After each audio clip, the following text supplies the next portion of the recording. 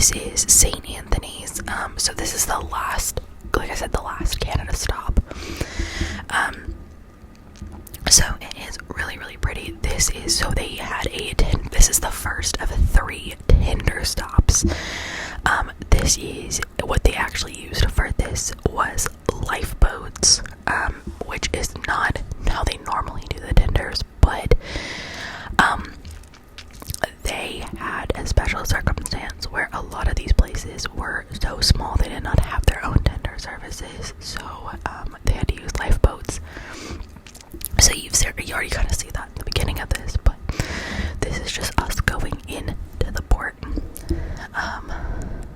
So it is really cool. I will say there was so much footage. I actually cut quite a bit of footage out of this and trimmed it down, but there were things I actually really wanted to include. So it is still a 45-minute video, which is longer than I thought it would be. I kind of wanted it to be, but that's okay. Lots of long videos this week apparently. But I also wanted to ask, I've wanted to do like a reading book with you guys, like reading a book with you, and I was curious, I'll probably ask on another video as well, what book you would like me to read. Just a little quick question. I also sound sick still because I still have the cough and I just woke up, so I sound even worse. So there you go on that as well. But that has been the current situation. This is such a pretty area. I have really enjoyed looking back on these because I thought it was so pretty. So just also a little bit of information while we're here. You will see in this video this stop and then the first Greenland stop. I had to break up the Greenland stops because there was too much footage. And I also have, I'll put on the last one, in the last video, it'll be the last Greenland stop, and then like our time on the boat, like some clips of us walking around the boat and doing stuff. So hopefully that will kind of even that video out a little bit, but that is what we're looking at. And this was arguably one of the longer Tinder rides that we had to do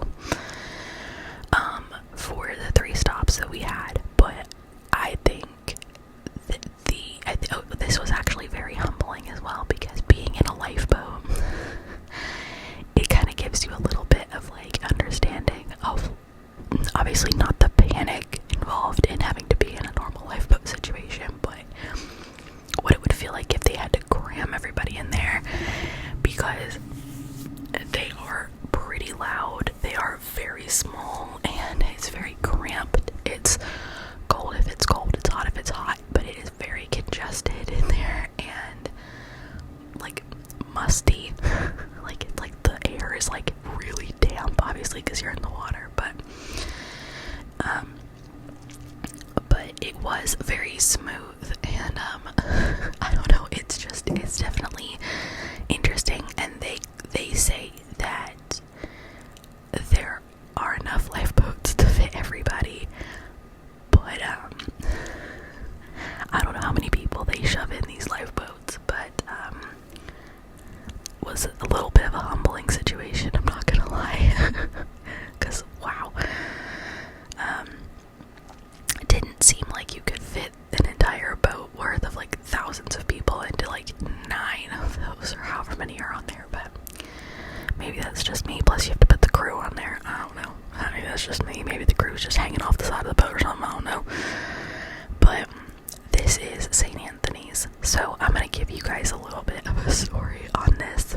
So when you debark and get on the tenders, used to be they had numbered calls, so you would get a number, like you could go get a number and then they would call that number and then they did an all call.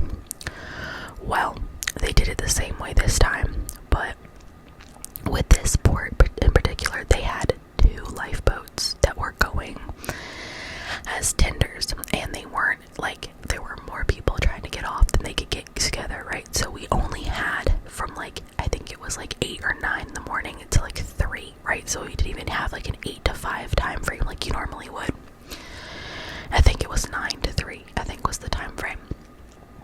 So they start calling people, and we're like, well, wait, okay, cool, whatever, we're waiting, because we didn't get a number.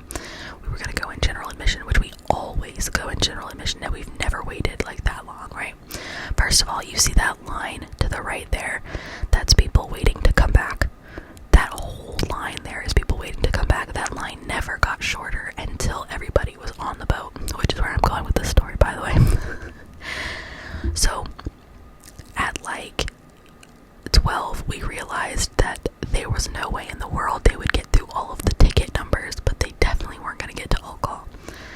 So we were like kind of bummed, because obviously we wanted to go on land in every place, but we had made our peace with the fact that we weren't going to be able to get off. Well, at like 1, they wound up dropping like 7 lifeboats and just like shuttling people off as fast as they could get them. So we actually wound up getting to come off, as you can see. But at this point, I want to say it was probably about 1 o'clock. We only had like 2 hours, I think, total. And we were supposed to be back. The last tender left at 3:30 per the boat, right? That's what they tell you. So we got off. We were like, well, we'll just look around really quick and like see what we can find and do whatever, right? So that was this situation. But that line you saw there, that was people trying to go back. And that line, like I said, never got any shorter.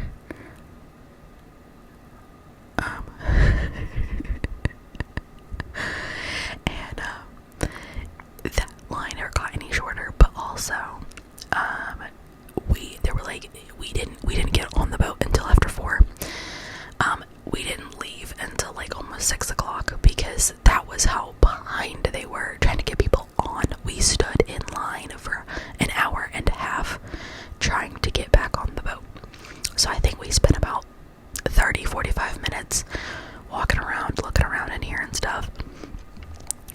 To be fair, we didn't really go any further than like the right around the area, so fair enough. But yeah, it was the area, the place is beautiful. Like, it was really, really pretty, and it was kind of chilly, which was nice. But I wanted this microbrewery to be open so bad, but it's called Beer at the End of the World, Ragnarok. I think it was closed, like permanently closed. This is, I believe, a Kohl's or a Coleman's. I can't remember the name of it. You just saw it in that last clip. I can't remember. But I told you guys I love grocery stores. I don't know if you didn't believe me, but I do. So I went around and filmed in this grocery store. This clip was way longer than I remembered it being. I thought this clip was relatively short, but it's actually quite long. And I was so proud of myself, because this is one of the few times I actually filmed inside of a store. Fun fact about this, I put on a British accent in the store and pretended to be from the UK, which is hilarious. So me and my mom were walking around, and everyone was like, oh wow, what is she doing here? I like to just cause trouble everywhere I go. It is Coleman's. I thought it was Coleman's. This place was very nice. It was really pretty. Sorry, that's my mom standing in the way. But I love looking at like the stuff that they have that we don't. And like I actually saw on my TikTok the other day or wherever, someone opened a can of Campbell's tomato soup versus Canada versus America, and they looked completely different. And it's because of our Campbell soup is dyed like a red color or whatever, but made me kind of sick.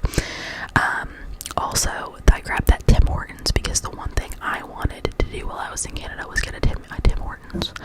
I could never find one. They were too far away from the ports to ever get one. Very bummer. Very big bummer. Also, if you don't know this about me, Heinz beans are one of my favorite things on earth. I love Heinz baked beans. I think they are, the fact that we don't have them here is a crime against humanity. But they had maple ones from Canada, and I bought a can. I won't even lie. I bought a can. I brought it back with me. Haven't tried it yet. That's the next thing. I have so much content from this trip that it's been overwhelming to edit. I won't even lie. It's been overwhelming to get out to you guys. Korean sweet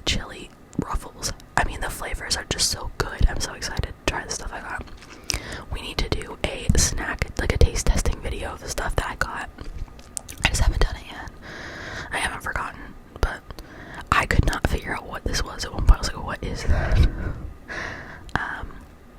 But yeah, I mean, look at the bottles. Look, are shaped differently. This is also the longest I've ever filmed in a store in my life, I think, and I was so proud of myself.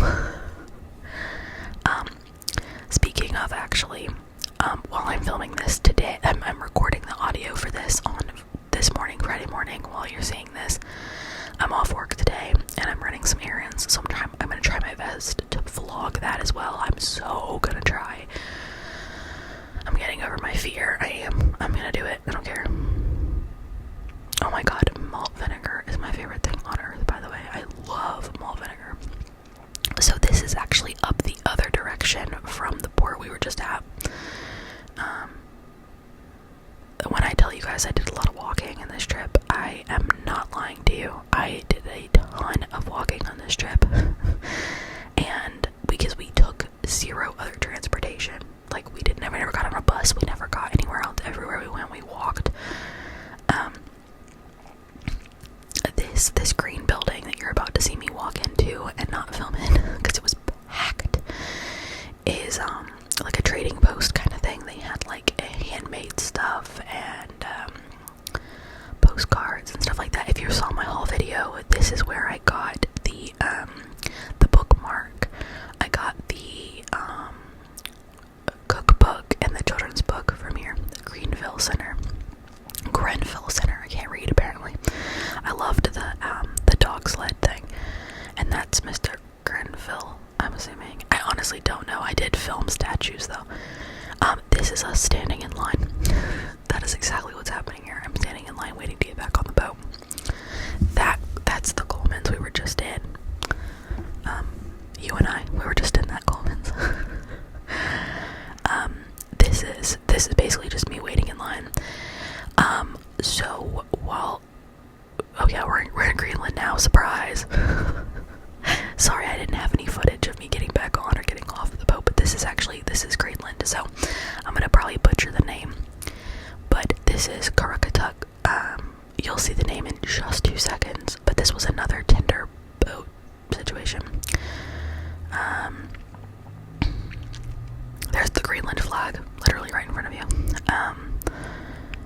And was very busy, very busy.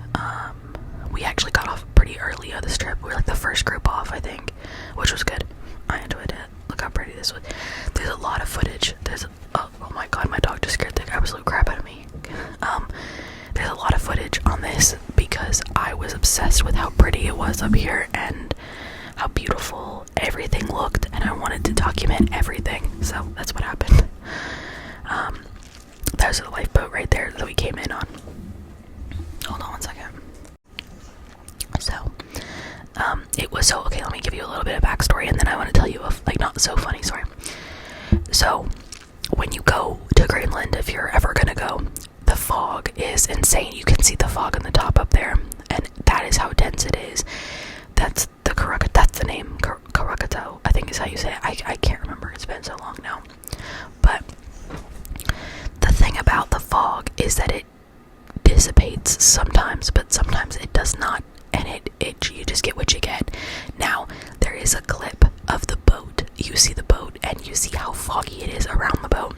So when you cruise to Greenland, because you have to tender, you get a 50-50 chance of actually being able to get off the boat in any port in Greenland. Because of the fog, it is so dangerous that you're not even sure you're going to be able to guarantee to get off. We were blessed, and I told my family we needed to buy a lottery ticket because we actually got off on both stops, which I think they said that only happens like at one every like 4 cruises. And I'm so beyond grateful that we were the one of the 4, because that was a 1 in 4, because it was so beautiful in both places. Oh my god, I'm beyond words. But let me tell you about our tender ride back on from St. Anthony's while you watch us walk around here. Beautiful place, by the way, and the people were so nice. Okay, so we're in St. Anthony's. We were in that line you saw, and we were talking to these people behind us really quickly. We made a couple comments to them, they made some comments to us. All good, no issue, obviously. The man, it was a couple, and the man, I would argue they were probably in their 50s, for sure. The man went off back, he said, I'm gonna go get something to drink at the Coleman's. So went to the Coleman's. Now what you did not see is that beside that Coleman's was a liquor store. It was connected to the Coleman's, like you could literally get the liquor store from inside Coleman's. If you went to the back, it was literally connected. So there was, so we all thought he was gonna go get like a coffee, or look at that dog. Oh my god, look at the dog. Sorry. While I'm pausing this story, we went to a grocery store in Greenland, and I wish I would have recorded it, but bro, I bought so much stuff there. I spent like $300 of their dollars. So, there you go. Or maybe it was 600. I don't know. I thought I was gonna spend like $100 there in America, but whatever. In American dollars. What the hell did I just say? Anyway, my dad got a Monster from there, which I thought was pretty cool. It tasted way better. But anyway, sorry, I'm off topic. So we get there, and he comes back. We thought there was like a little coffee shop thing inside of the Coleman's thing that they had, where you could like get a cup of coffee or whatever. It was almost kind of like a dispense it yourself deal, like you could just get a cup of coffee. There was also in another area, like another building in there was a tea shop, so you could get like hot beverages. So that's what I think, including his wife, thought he was gonna go do. Well, it was very cold here, and pretty much the whole rest of the trip was very chilly, but like in the best way possible. So, you know, everybody's got jackets and sweatshirts, and we're like bundled, like, you know, like you would be for it to be cold. And he is way bundled up. So he comes back with a brown paper bag, and it is one of those like little fifths of Fireball. With this like, I don't know if it's a fifth, but it's like those like smaller bottles of Fireball. And he stands in the line, and next thing you know, you hear the bottle crack, because we are in front of them at this point. You hear the bottle crack, and he says, I have not had a drink and since, I want to say, he said he was sober for 8 years, and then he hadn't had a drink for that 8 years, but then he started drinking again in February, and then he hadn't had a drink since February. He started drinking in February, hadn't drank since April or something like that, but it's cold and he wanted to warm up. That was literally what he said. So he just starts throwing it back. I mean, he is like every like second he is just drinking it, and he's drinking it straight out of the bottle. He offered some to like everybody in our area, basically.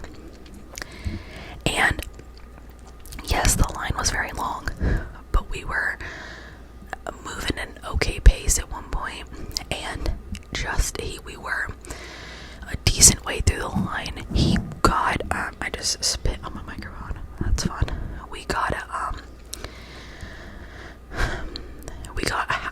I don't know, maybe 30 minutes. He drank well over half the bottle, and then in the next probably 15 he finished it, and then next thing you know, he is belligerent. And I mean, like, I get it, he had the entire bottle by himself in less than an hour, but he is belligerent, and like, obviously as he's going, the alcohol's hitting him more and more, and by the time we are at the like actual like, so as I think you kind of could see it, there's a boardwalk. You have to step up onto the boardwalk, walk to the end of the boardwalk. There's no railings or anything, and then you have to take some steps, like you go up 2 steps and then step from the land to the boat, then go down and then stay in the lifeboat. He was so drunk by the time he had to step on the boardwalk. His wife was holding on to him. He was getting rude, like mean to her, like very, very mean to her. And he was like, he could barely stand up. every time she took a step, he'd take 4, he'd stumble, he'd almost fall, like whatever. When he got on the boardwalk, he was standing and he almost fell into the water, and because she was trying to save him, she almost went with him. And the one thing I vividly remember her saying to him was, if you fall into this water, I cannot help you, I will not be able to save you. And he looked at her in her face and goes, I don't need you to ever fucking save me, don't you worry about me, I'm a man, I got this, blah blah blah. And he like, he's getting like belligerent, like he's like in her face. And the guy behind them tries to defuse the situation, a stranger, by the way. Well, he is so drunk on the boardwalk that a carnival crew member comes up and has to take one side of his arm and basically just hold on to him on one side, and she holds on to him on the other side, just to make sure that he doesn't fall into the water, basically. And somehow they managed to get him on the lifeboat. He blacks out and passes out in the lifeboat. I have no idea how he got back on the boat, and I have no idea. I literally never saw him again. And you might think, well, it's a big boat and there are a lot of people, but I saw a lot of the same people over and over and over again. Like, we saw a lot of the same people over and over again. That's just how kind of being on a boat for 14 days is. You know, you just see a lot of people that are over and over again. Never saw him again, or her, like, ever again. It's unbelievable. So, it was a lot, and I will be honest, I'm not going to get into my story of it, but I have like a PTSD thing with alcohol.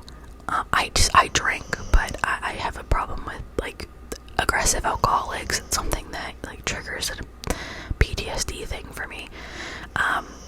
And so when I saw how aggressive he was getting, it made me so sad. And then when it was bothering me, at that point. And then when he was getting more physical with her and more like aggressive towards her, I was really bothering me. We got on the lifeboat, and I'll be honest, I cried a little bit because it was very triggering for me.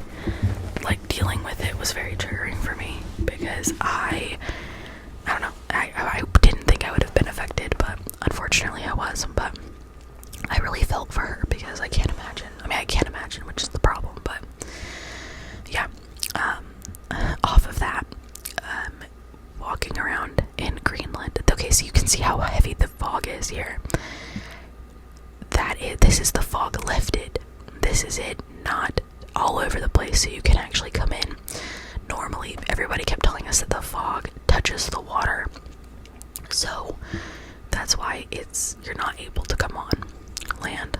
So, because it's so dense in the water that you can't see anything, and so like they can't navigate the tenders or anything because of how foggy it is. But it is so beautiful and serene, and a lot of stuff wasn't open, so it was just, oh my goodness. I mean, look at it. I was climbing all over stuff trying to get good angles and good pictures and stuff. Oh my goodness, just so pretty. Oh, I could die. It was so beautiful. I am like so beyond grateful that I was able to see this. They were doing a lot of work, like a lot of building, a lot of new apartments, a lot of like infrastructure repairs and stuff. And they had a lot of shirts that said like, Trump can't buy, Greenland's not for sale, because I think at some point Trump was trying to buy Greenland or something, I don't know. But it was stunning. I mean, Greenland is so beautiful. This, I did some research on this, so this is, I think they're called Providences. This Providence is one of the larger ones. There are a current population of 3,100 people that live in Garakatuk. I'm sorry, I know I'm butchering the name probably. About 3,100 people live here. It's actually a pretty good incline from, I think, where they were, because I think there were around like 1,700 people that lived here at one point. So they about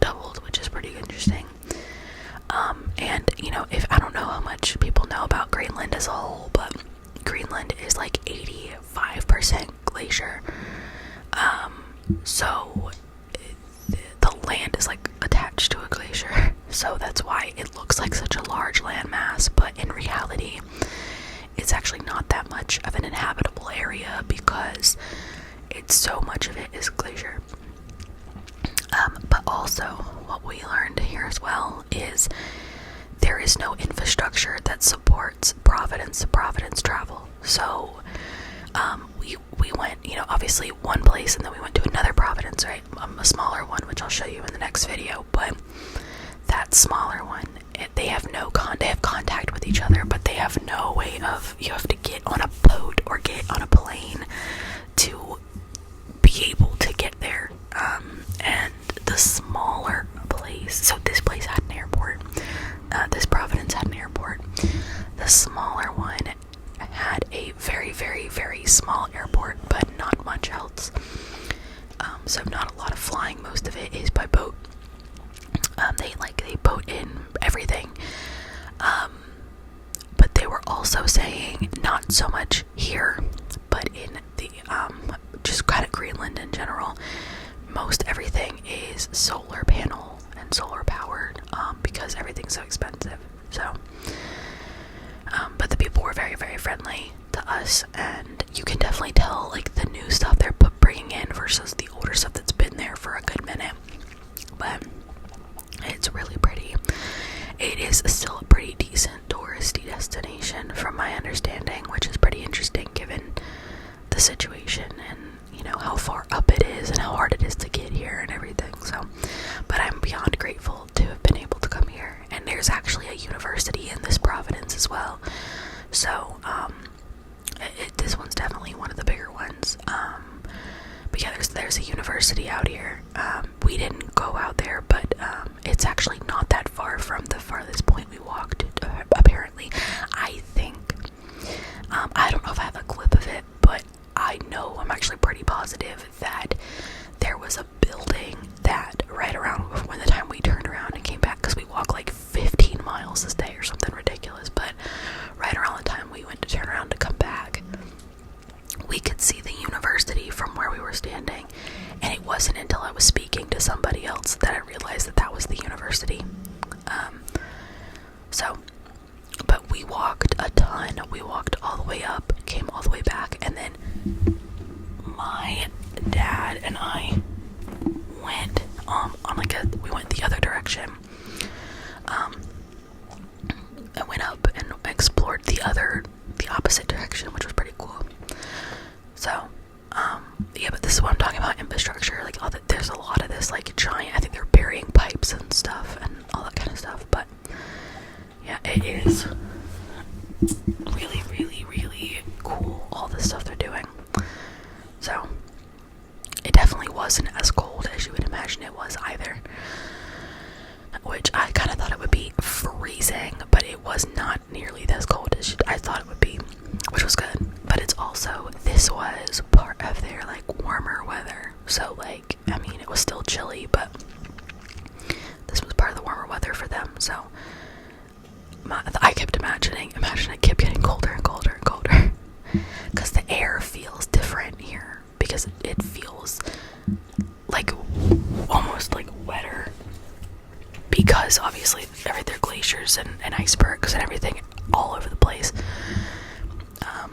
and so it definitely feels like the cold is a very different type of cold, which is interesting as well.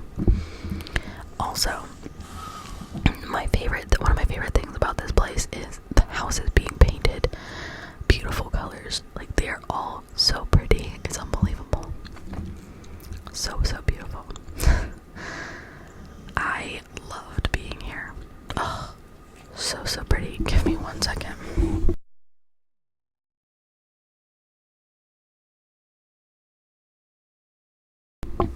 Okay, I'm back. But yeah, this was so much fun. It is interesting because a lot of it is gravel. Like, not so much in the, like, on the road, but like there's just gravel everywhere. Oh, so pretty. I wish I could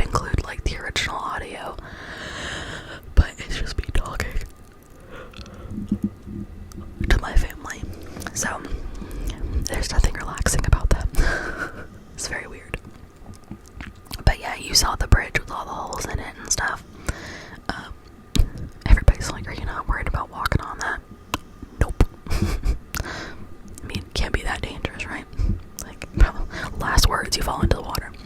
But I mean, no, I never thought it would be that dangerous. Right beside where I'm standing is a coffee shop right there. That was actually very busy. People were like stopping in there like crazy. And you're about to see this insane flight of stairs up here, and we never figured out what was at the top, but it was so many stairs. Oh my goodness, look at that. It was crazy. But this is closer to on our way back. This was like a schoolhouse or something, but it was started in 1937. And this is, so there's right in front of you is a church in that building.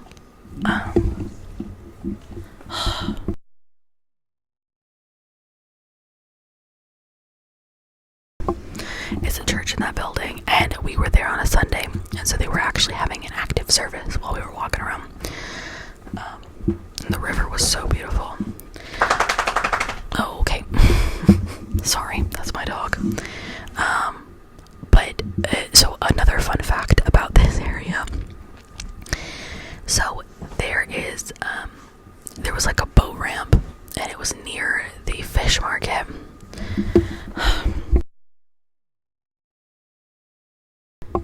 They were near a fish market, and the fish market it wasn't open when we were there, because a lot of stuff isn't open on Sundays. But what I thought was very interesting as well is that my dad did a polar plunge in there. And if you don't know what a polar plunge is, basically like where you jump into freezing cold water. And that is what he did. He went into freezing cold water. And he has that thing where he does those in like all over the place. He's done them in the North Sea in the UK. I vlogged that trip as well, but he did the one in the North Sea. He's done them here, and then he's done them at the house, like in America, places and stuff as well. But that's like his thing. Obviously, I have a video of it, but I did not include it in the video. But I just thought it was absolutely ridiculous. But he and I walked all the way to the end of the island. Like, you'll see it in this video. But I also we went to another grocery store. And I was getting thirsty, like real thirsty. And so I had to pick me up a squash, which you'll see coming up. I won't lie, I've never had one before, and it wasn't my favorite thing in the world. It was okay. It had a very interesting flavor to it. It had like a tea kind of flavor as well, like a sweet tea kind of flavor, which was not at all what I was expecting. Definitely the one thing that you have to kind of accommodate for is the fact that, oh, there's my squash. You have to accommodate for the fact that a lot of the products are obviously not written down in English, so you're dealing with the fact that you don't know what you're getting in some regard, because it's not in English, so you can't read it. But I thought the flavor would be like apple or orange. Apparently it was like Mandarin. I don't remember, I googled it, but when I got back on the boat. But my dog is causing an absolute ruckus. I'm so sorry. I started this when she was not up here, and now she's up here causing an absolute riot. But yeah, there are some really pretty views of the boat you're coming up, but this is kind of the whole, like, this is the more like residential section. And as you can see here, kind of throughout these is that their houses are covered in solar panels, like covered in solar panels. And the thing with that is because we talk to people, and the thing about that is because it is so expensive to pay for your electricity. So most of their cars are electric cars, and most of their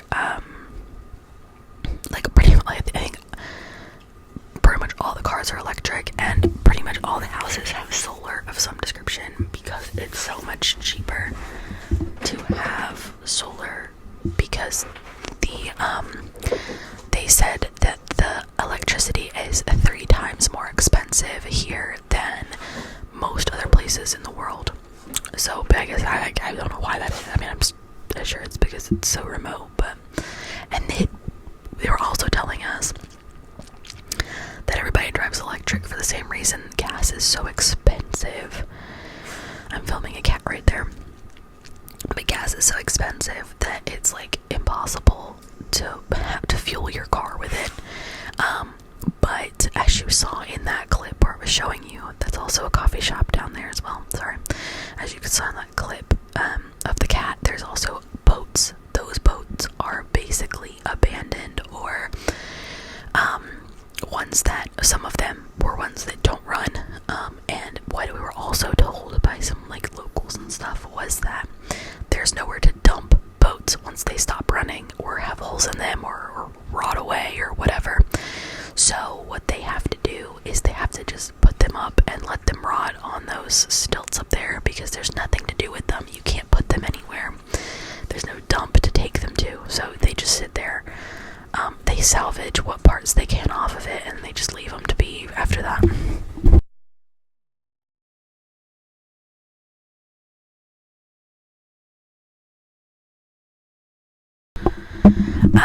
So that's what they do. They just leave it on and like let them rot, which is crazy, but makes kind of sense, to be honest.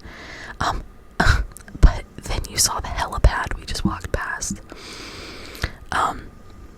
It's definitely a very interesting way of life. We were also told there was virtually zero crime on the island. There's like no crime, and a lot of that's because obviously everybody knows everybody. And stuff, which is, you know, I kind of the idea of like a $3,100 person population. Sorry, my dog is absolutely, I'm about to lock her out of this room, I'm not gonna lie. But yeah, it's just very interesting, kind of the whole situation and the way of life here. But this is what I'm talking about, these boats and stuff. Some people said some of them are like retired for the season, like if they're, you know, whatever, but a lot of them are rotting and stuff because they've got nowhere to dump them. Which again, I thought was very, very interesting, that they just have to stay there. And, you know, they've got nowhere, like they repurpose it as best they can, but that's kind of it. Very interesting kind of how they live. But we met a couple of local people, quite a few, and they were all lovely. They were all so nice. But yeah, and you can see behind the boat there how dense the fog is, like genuinely how dense it is. Also, let me be the one to tell you that this hill we're walking down now, so where we're going right now, is a dead end, which we obviously didn't realize at the time. Walking down here and then having to walk back up this monstrously long and deceivingly steep incline was a killer. It was a killer. So yeah, you've also gotten quite a few clips of the lifeboats here. So, but these are, like I'm telling you, these boats on your right here are basically decrepit, don't work. So, I'm trying to figure out what this is. But yeah, this is the end here. This is like part of the freight and stuff, and how they get all their freight in and whatever. So, pretty cool. We turned around at this point, but pretty cool. Great Greenland. The greatest of Greenlands. Greenland was great. They were not lying. But that is the Big Boot. I don't know what the semblance is of the Big Boot. We did not go over there. We were running out of time to go back. We were out pretty much the entire day. We were out for a good while. There's the Big Boot. I don't know if it's a boot or a moccasin. I'm not actually sure, but it's a something. This is us leaving, and we are actually getting very close to the end of this video as well. So I did a little bit of a teaser here. This is part of the iceberg alley we were in, and a little bit of me kind of walking around the boat filming the surroundings. when we were done walking around and stuff, my parents would go take a nap and I'd walk around the boat and do stuff. So I brought my camera and kind of filmed my surroundings as much as I could, but this is kind of the whole situation. This is obviously the front of the boat as well. But yeah, this is, I think I have some footage of like actually walking around the boat. I wish I had done more filming of that, but this is the Lido deck towards the edge of it. So we were on the Carnival Pride as well. I don't know if I ever even said that in any of these videos, but oh, take me back, dude, take me back. This trip was so fun. Oh my god, take me back. I go on vacation next week as well, so I don't know why I'm complaining, but not on one like this long. But I go see Hope next week, sorry, in 6 days. But yeah, so this is the rest of the, ow, I just hit my face with the microphone. This is how it looks kind of from the boat. It does look a little different, obviously, because you can't see all the stuff and the details and everything. But I did try and add in a little bit of a sneak peek for the next little bit of the video. So there's some icebergs and stuff. And this is the rest of the Lido deck.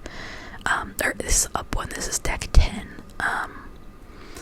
But yeah, you can see the icebergs kind of in the distance there and stuff. But it was just really cool. Oh my god, I just realized that girl in front of us right there is the girl that was supposed to be in ABBA. That's so crazy. A story for another day. But yeah, so we just kind of walked around the boat here. I have more footage of me walking through the inside of the boat as well. This is just more to show you like what was going on outside than anything else. But all that to say, thank you guys so much for watching this video and walking around Greenland with me. Wow, that just leaked my outfit and it was horrible. That's embarrassing. But this is kind of the end of, you can kind of see all the icebergs there. The start of Iceberg Alley is what they call it. And I kind of wrap it up by showing you kind of what Kurukatug looked like from out where we were. Absolutely beautiful. I hope you guys enjoyed this video. I enjoyed taking you with me. Thank you so much for watching. Let me know what else you want to see as always, and I will see you guys in the next video. Good night. Good night.